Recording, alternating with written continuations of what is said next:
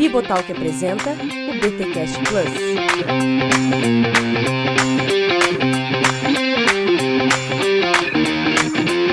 Muito bem. Começa mais um BTcast Plus, o de número 11. Eu sou Rodrigo Bibo e estou aqui com Cacau Marques. O canto dessa cidade sou eu. Nossa, mano. Pô, eu gostava de Daniela Mercury, hein? Ele tava planejando essa. Nossa, muito bom. Igor Miguel. É nóis, porque urbanismo e urbanidade e urbanoide se reúnem no mesmo recinto. Vamos que vamos. Eita, e vamos para o capítulo 11 do livro Igreja Centrada. Estamos nessa saga, teve um ouvinte que colocou que nós estamos nessa saga para comentar o livro Igreja Centrada de Tim Keller. E agora vamos para a quarta parte, a visão para a cidade, e a gente começa estudando o capítulo 11, que tem como título Atenção da Cidade. E quero fazer um adendo aqui, queridos. Recebemos um e-mail interessante de uma pessoa que mora no interior e ficou se perguntando como seria o livro de Tim Keller para pequenas cidades, para cidadezinhas, para vilas, para pequenas cidades. Pois bem, o seu clamor será atendido e nós faremos um BTcast Plus pensando o Igreja Centrada para cidades pequenininhas, interior, cidades interioranas. Aguarde que vai sair, fique de olho nas nossas redes sociais, Instagram, @Bibotalk, Twitter, @Bibotalk e o falecido Facebook, facebook.com/Bibotalk. Falecido. Tá lá, o Facebook só virou repositório do Instagram, né, mano? Ô, cara, como é que pode, né, velho? Morreu mesmo, o negócio tá morrendo. Pra algumas pessoas ainda tá meio velho. ativo e tal, muita gente comenta ainda lá, né, algumas páginas, assim, eu percebo que ela ainda tem um uma faixa etária. Um engagement, enfim.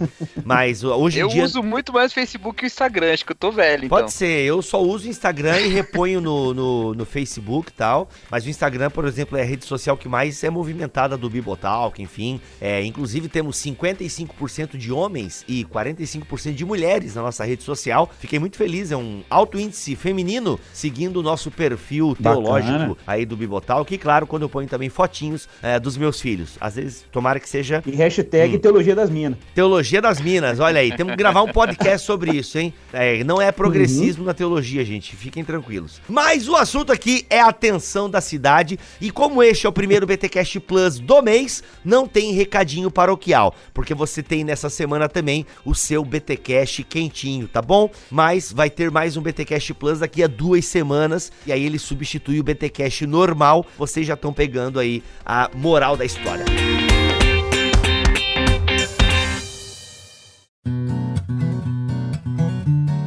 Beleza, tensão na cidade, meus amigos.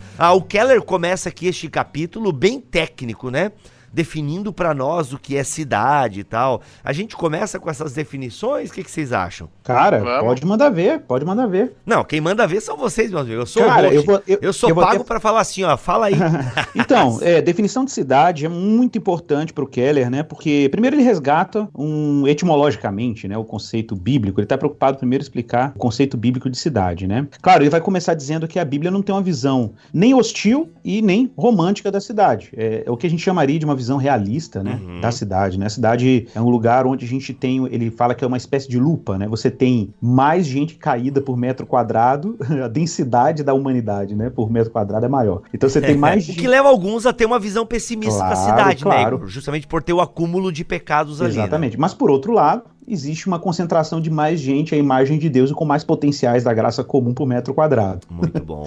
Né? Então você tem coisas maravilhosas e coisas terríveis na cidade simultaneamente. E a Bíblia é realista. Ela não tem uma visão nem romântica, né, e nem hostil quanto à cidade. E aí ele caminha para a definição aí, usa a palavra ir, né? A palavra ir em hebraico é cidade, e é legal porque a gente fala a palavra Jerusalém, né? Jerusalém é Yerushalayim, né? Quer dizer, cidade da paz, né? O termo ir está na raiz da palavra aí. E é curioso porque ele resgata muito a noção de que o que caracteriza a cidade é a densidade mesmo demográfica. Você tem muitas pessoas aglomeradas em um espaço menor, em vez daquelas pessoas estarem dispersas, né, como no ambiente rural. Então a concentração demográfica é uma característica da cidade. A razão por que as pessoas se aglomeram em um espaço menor é pela facilidade com que algumas coisas são acessadas, né, no contexto urbano. Então geralmente as pessoas vivem em cidades porque cidades oferecem serviços de qualidade, pelo menos no que as pessoas esperam, dentro de um espaço, um deslocamento espacial menor. Então você tem comércio, você tem trocas, permuta, você tem serviços, né? Você tem academias, você tem, por exemplo, pessoas...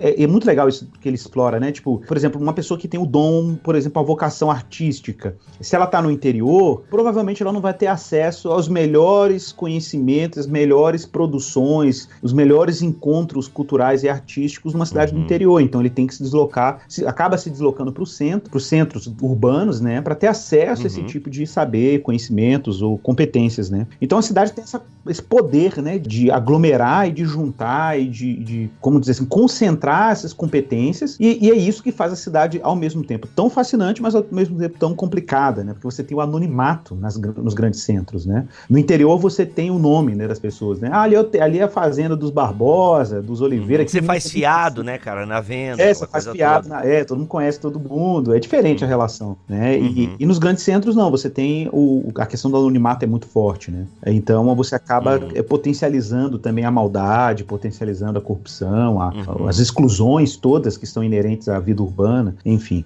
Eu acho que isso aqui já dá pra te dar uma startada. Legal. Cacau da história, né, Cacau? Você pode falar alguma coisa aí pra gente. Ele só tá com Daniela Mercury na cabeça, irmão. Aí, ó. Esperava um clipe no Fantástico, inclusive.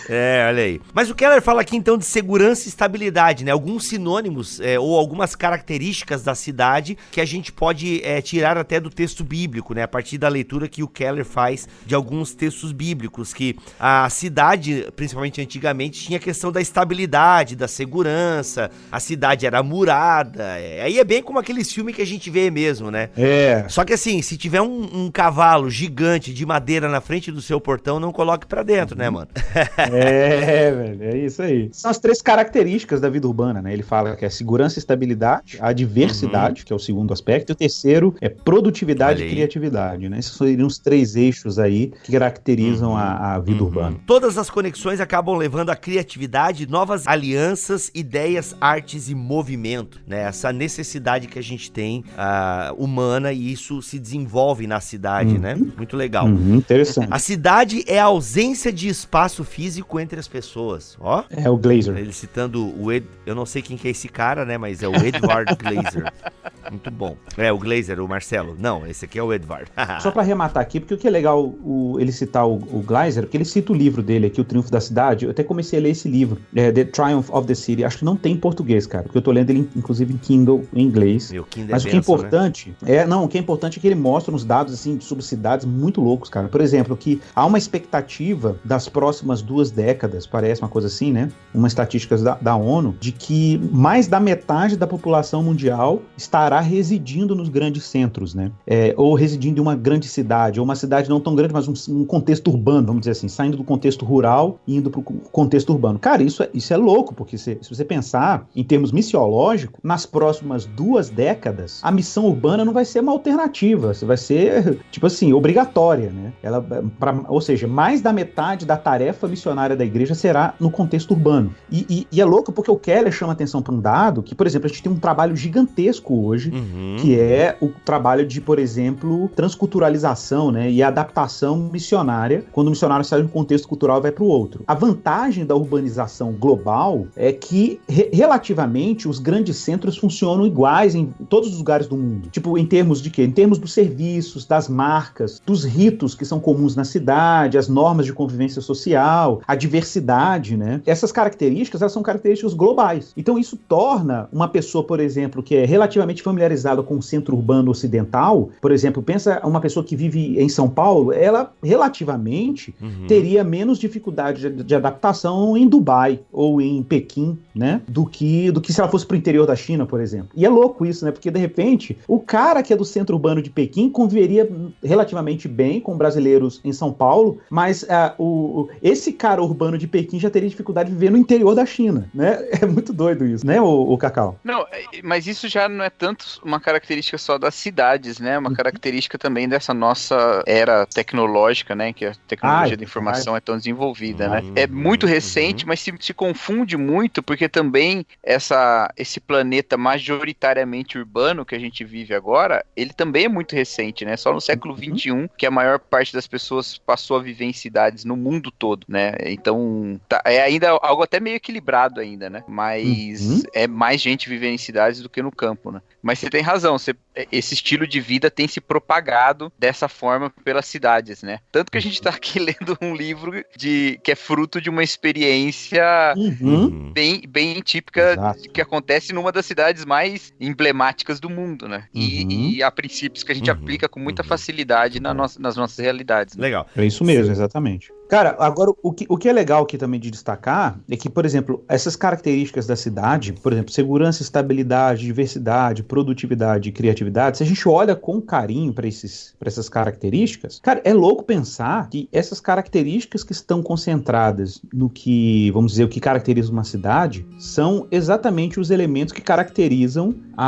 os mandatos criacionais de Deus para o homem, cara. Isso é um negócio muito louco, assim. Se você olha para isso, você fala assim, cara, Deus criou o homem como um ser que tem uma demanda por segurança, né, por estabilidade, seria uma espécie de soteriologia, né, que a cidade oferece, uma espécie de salvação que a cidade oferece. A gente pode depois, claro, tratar isso, porque, no final das contas, existe uma secularização da soteriologia, né, ou seja, é uma proposta de salvação a partir dos serviços e do que a cidade oferece. Mas essa demanda humana por segurança é uma demanda da estrutura espiritual mesmo, humana. O homem precisa disso, busca isso, né, não é à toa que a Bíblia termina com a cidade descendo do céu, né, e tem também um elemento da diversidade. Deus nos criou assim, múltiplos, diversos, várias línguas, né? Várias tendências, várias sensibilidades culturais e a capacidade de criar, de produzir, que é o mandato cultural, né? Então a gente tem esses elementos presentes na cidade, mas de uma forma muito intensificada, né? Eu acho legal, cara, quando o Keller vai trabalhar isso, ele vai trabalhar isso até um pouco mais pra frente, assim, de que a relação que a gente tem que ter com a cidade é uma relação, isso é muito legal, porque eu vejo muita gente morando em grandes centros, cristãos, e tipo assim, tem uma relação quase meio de exploração do que a cidade oferece, né? Tipo, eu tô aqui porque isso aqui me dá oportunidade, vou trabalhar aqui e tal. E ele fala muito de a gente ter uma relação de gratidão com as coisas boas da cidade. Você tem uma relação amigável com a cidade. Então, cara, eu tava pensando sobre isso, assim, eu confesso pra vocês que é lendo Keller que eu comecei a pensar na minha cidade, tipo, eu como cidadão joinvilense, tá ligado? Mas essa é a ideia.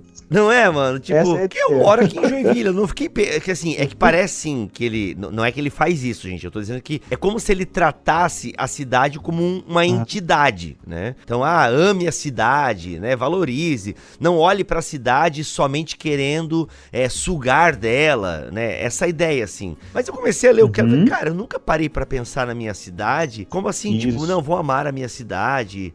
Como seria isso, né? Tipo, ou vou pra São Paulo porque é uma cidade que me dá mais oportunidades, né? Agora o Keller, de repente, faz esse olhar, a gente olhar com um olhar missional para a cidade, né? Que obviamente que fazendo isso, a gente enxerga as pessoas, né? A cidade é esse local que mistura concreto e carne humana, né? Exato. Então, é muito louco. Tem um trecho de uma peça do T.S. Eliot que diz assim, quando o estranho diz, qual é o significado dessa cidade? Vocês se juntam porque amam um ao outro? O que você responderá? Nós estamos juntos porque fazemos dinheiro um com o outro? Ou isso é uma comunidade? Caramba. Eu acho que são essas as duas visões que a gente tem sobre a cidade, né? Ou a gente tá aqui porque a gente explora melhor as condições de vida e de abundância que a gente consegue aqui, ou então a gente tá para promover uma comunidade mesmo, né? Essa é uma reflexão que não faz parte só de um pensamento da igreja e missional, coisa do tipo, mas também é um debate que se faz muito nos temas de urbanismo contemporâneos, né? Como é que você faz cidades menos excludentes, como é que você faz cidades menos... Espaços de convivência. Que isolam menos, né? Porque tem esse paradoxo da cidade, né? Ele é o lugar onde não há espaço entre as pessoas, mas também há dinâmicas de isolamento. Mas né? Sabe por quê? Porque agora os muros não estão ao redor da cidade, estão ao redor do indivíduo. Eita! Também, Eita, isso aí. Há uma série de questões, né? Aí tem algumas particularidades, lógico, de cada cidade, né? Cidades em que já não se fala mais uma língua só, né? Porque há muitos imigrantes e muitos grupos que falam línguas diferentes, então tem essas especificidades. Quando a gente fala de metrópoles, assim, acaba tendo problemas parecidos, né? Mas, às vezes, as cidades menores têm coisas muito específicas. Eu lembro conversando até com o Paulinho, que a gente, na nossa conversa pré-gravação aqui, falamos, né? O Paulinho mora em Vinhedo e ele tava dizendo como Vinhedo é uma cidade de condomínios, e isso tem um monte de problemas para você fazer pequenos grupos. É igual aqui em Lagoa Santa, mesma coisa. Então, exatamente, você tem esses problemas, assim, né? Eu moro numa cidade, por exemplo, que ela tem basicamente 2 tipos de pessoas, gente que mora aqui e trabalha em Campinas, e gente que mora em Campinas e trabalha aqui. Nossa, então, mano, ela sério? Fica trocando. Qual que é a tua cidade, Cacau? Nova Odessa ou Hortolândia? Hortolândia, tá. Hortolândia. A tua igreja que é em Nova Odessa. É a cidade onde eu moro, né? Não a cidade onde tá a igreja. É a igreja em Nova Odessa. Ah, entendi. Então tem essas especificidades, mas a gente tem muito esse questionamento hoje em dia, né? O que nos move nessa cidade? Às vezes esse tema até que você falou, Bibo, do amar a cidade, ele acaba sendo uma parte também que não pode ser confundido com bairrismo, né? Ah, com certeza. Porque a gente usa muito essas palavras que falam de coisas assim, abstratas, para evitar o que é concreto, que é de fato amar o próximo, né? É amar o concidadão e não a cidade em si, né? Mas na maneira como o Keller coloca, obviamente é esse tipo de pensamento, né? De como servir mesmo, né? O seu concidadão. Aí a gente até poderia discutir teologia pública aqui, mas deixa para outro momento, né? Que a teologia pública... a gente já tá fazendo, de certa forma. Justamente. E nesse sentido eu vejo muita questão do Davi, né? O Davi Lago tem muito essa pegada de amar o Brasil, né? Precisamos voltar a amar o Brasil e tal. E ele é um cara que tá todo momento envolvido com política, não exatamente na política, mas em políticas públicas de discussão, e tá na agência não sei da onde, e não sei o que, e vai lá pra Roraima e vem pra cá e tal. Isso é muito legal. E inclusive escreve colunas do jornal, né? Vai em debates públicos com LGBT, né? E gera uma ponte, né? Com esse pessoal, é muito massa. E, gente, quando eu falei com esse pessoal, não foi no diminutivo, mas vocês entenderam, né? Não tô diminuindo ninguém aqui. Então, assim, é muito legal.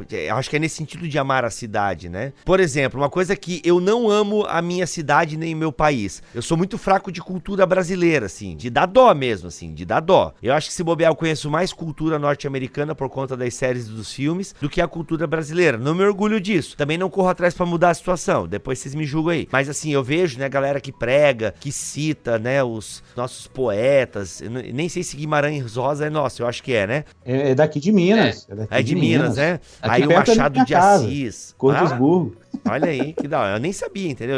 Eu achava que Guimarães Rosa era... E o Fernando Pessoa também é brasileiro? Não. Ou é português? Português. Viu aí, ó. Não tô tão ruim, mas eu sabia que tinha um desses aí que era português. Mas é legal, né? Mas tu percebe que o brasileiro nem sempre é tão ligado. Um adendo aqui, lançaram uma bíblia de estudo brasileira. Vocês souberam dessa, não? Não, Sim. Pra mim é nova. Então, uma bíblia de estudo brasileira, Sim, não, totalmente voltada à cultura brasileira. Mano, deve vender, acho que 2 unidades. Uma foi pro Cacau. Cara, né? eu tenho que é pra fortalecer o rolê mesmo. Ô Igor, o Guilherme fez parte, cara. Tem comentário. Pois dele, é, né? não Olha tenho, aí. Tô ligado. Mas só que eu não conheço ela, assim, de manusear. Flopou, legal. porque, cara, ninguém, né, não rolou. A gente talvez precisasse amar mesmo mais a cultura brasileira, enfim, falo por mim aqui, né? Mas eu acho que não é uma questão só disso, sabe? Esses dias até eu tuitei e deu uma certa polêmica sobre isso. A questão de que a gente às vezes confunde um pouco amar o Brasil com nacionalismo e usa o termo de amar o Brasil para não amar os brasileiros, né? Fazemos do nacionalismo distintivo sobre quem merece ou quem não merece ser servido, vamos dizer assim, né? Eita. Porque a gente usa, às vezes, de um discurso nacionalista para identificar dentro da nação compatriotas inimigos da pátria. Então, na verdade, ele não é um instrumento de unificação, ele é um instrumento de separação, né? Por isso que eu tenho muito problema com essas coisas, assim, não gosto muito desse tipo de conceito. Mas a questão da cultura, ela não é uma coisa estática, né? Ela não é uma coisa pura, nenhuma cultura é pura, nenhuma cultura é intocada, ela sempre tem suas influências e tal. Não há nenhum problema em uma pessoa ter um tipo de consumo cultural, não tem nenhum problema, cada um tem a sua maneira de ver, né? Mas eu acho que nós, nessa nossa tentativa até de contextualização, que foi o tema dos últimos episódios, né? Nós somos obrigados a abrir os olhos para o que forma mesmo a nossa cultura, né? Pra gente ter aquela palavra temperada com sal, que fala lá em Colossenses, né?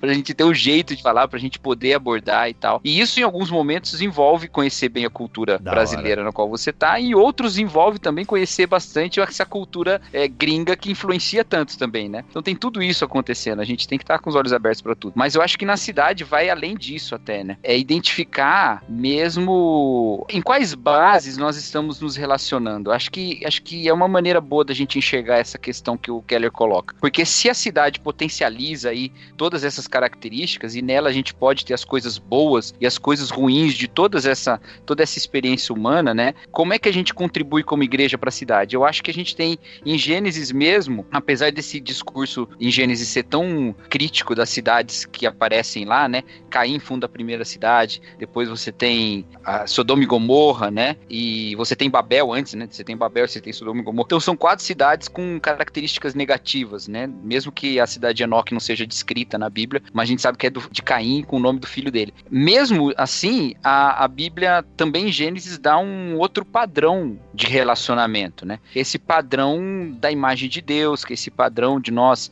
buscarmos, né, essa identidade em Deus e não buscarmos essa identidade dos nossos interesses pessoais e tal. E eu acho que então a gente forma 2 tipos de comunidade. Uma comunidade babilônica, porque olha, Babel era uma cidade que aparece na Bíblia com um discurso profundamente unificado. Eles estão unidos e em breve não haverá limites para o que eles podem fazer, né? Veja que o povo é como um só, Deus fala. Só que eles estavam unificados numa base que era uma base de pecado. Então uma base no qual haveria, a partir daquela cidade, um governo mal, vamos dizer assim, né? Sobre a humanidade, né? Uma expressão da maldade sobre a humanidade. E Deus traz um outro tipo de ensino, no qual o homem não faz um nome para si, mas ele é que faz um nome para Abraão, né? E ele é que traz essa outra maneira de viver. Então, a igreja na cidade, para mim, ela proclama essa outra base de relacionamento, que é essa base em Cristo, e não nos nossos interesses pessoais que transformam a cidade numa disputa de egos, sabe? Então, por isso que até o Keller fala que a cidade é onde a gente pode servir, né? Uma cidade baseada no serviço, porque é assim que era o pensamento sobre a cidade de Deus, Jerusalém,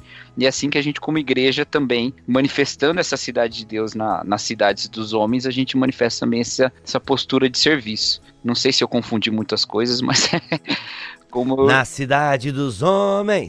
Porque assim, então, às vezes pode entrar trilha. As pessoas, às vezes, nas igrejas, elas questionam muito algumas ações da igreja, como se elas não tivessem um fim evangelístico, sabe? Pô, mas tá, e quantas almas foram salvas, né? Quando você abriu a igreja ali para o pessoal jogar bola, ou quando você usou da igreja, ou mobilizou as pessoas para irem lá e recuperarem uma escola, ou coisa do tipo, sabe? As pessoas às vezes questionam a validade disso, mas é um testemunho de um outro tipo de cidade que a igreja está fazendo também, né? E que é baseada na maneira como nós vivemos a vida a partir do evangelho. As coisas não são separadas, né? Elas fazem parte da nossa nova vida.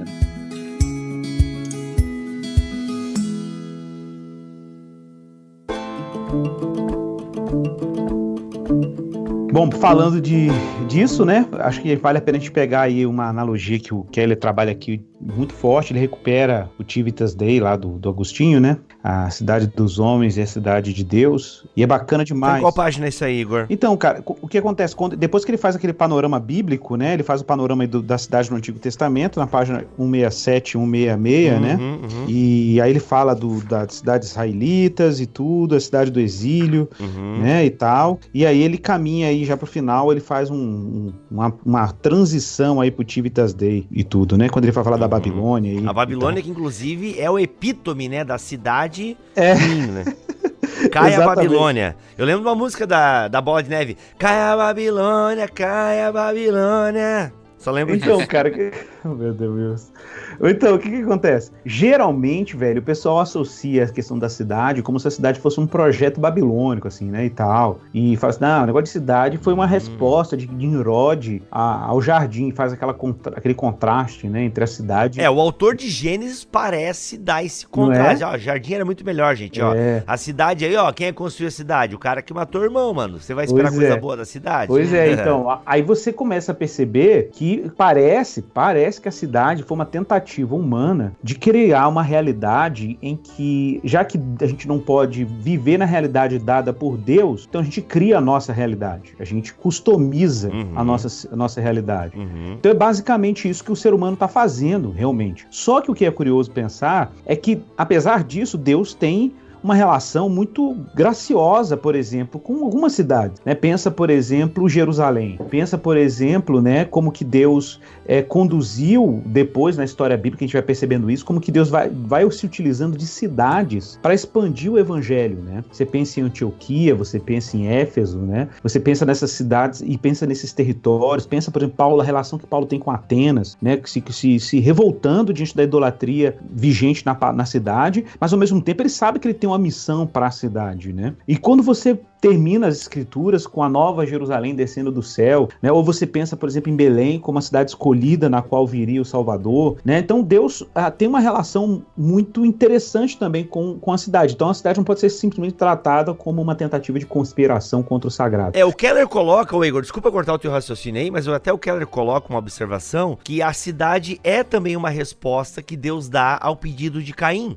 Por segurança, né? Então acho que é importante salientar isso também. Exato. As cidades refúgio, por exemplo, ele trabalha muito a noção de cidade refúgio lá de Levítico, né? Que era quando o assassino, uma pessoa que cometia um homicídio, ela tinha a opção de se refugiar numa cidade, aguardar julgamento, tinha uma série de procedimentos aí ligados à justiça da cultura israelita, e essas cidades serviam de proteção, né? Você tem, por exemplo, Jeremias 29, que Keller gosta muito desse texto, né? Quem não gosta, né?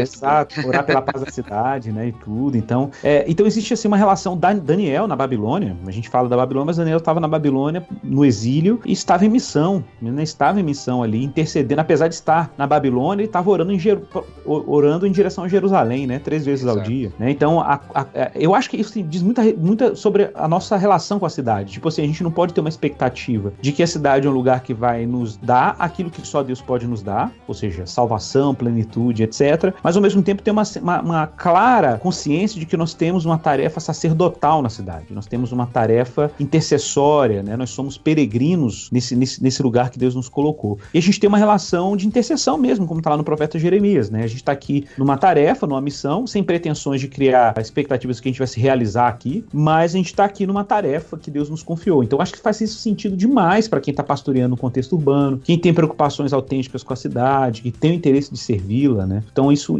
é muito bacana, cara. É muito bacana a gente recuperar. Gente, eu ainda não achei, eu acho que eu não li tudo pelo jeito. Eu não achei o Agostinho aqui ainda, gente. Não, o Agostinho tá no capítulo 12, agora que eu vi aqui. Me ajuda, Igor. Me ajude a te ajudar. Porque no capítulo 12 vai ser a redenção e a cidade, né? A gente hoje fica só no capítulo 11. Da hora. Legal. Acabou aí. Acabou. Capítulo 11 acabou. É claro que tem vários detalhezinhos legais que você pode ler no livro, que é os patriarcas e a cidade, o Israel e a cidade, os profetas e a cidade e tal. Tem a cidade de exílio, tem bastante coisa legal aqui pra você ler. No livro a gente só dá aquele en passant.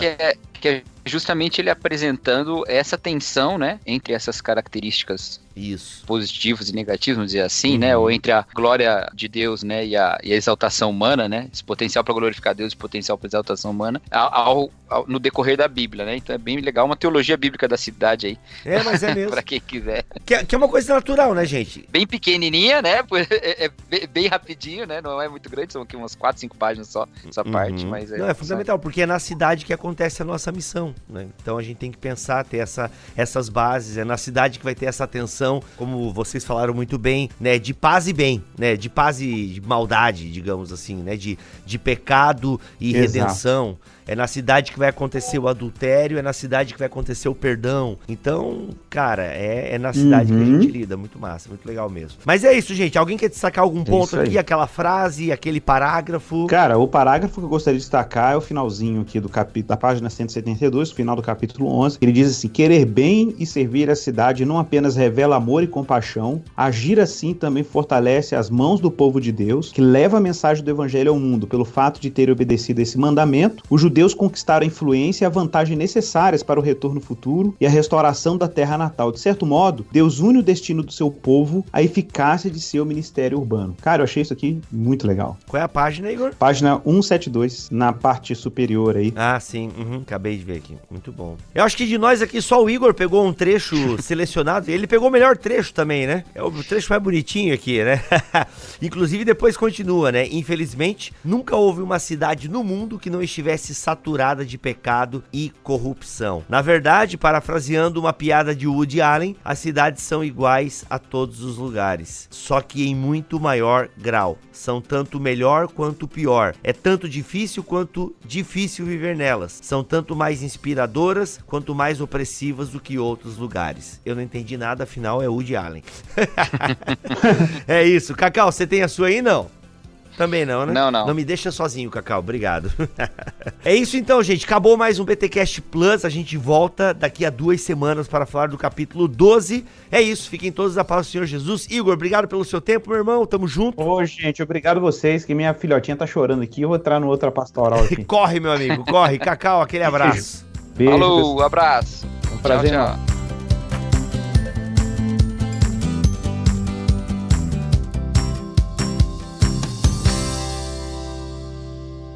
Este podcast foi editado por Bibotalk Produções.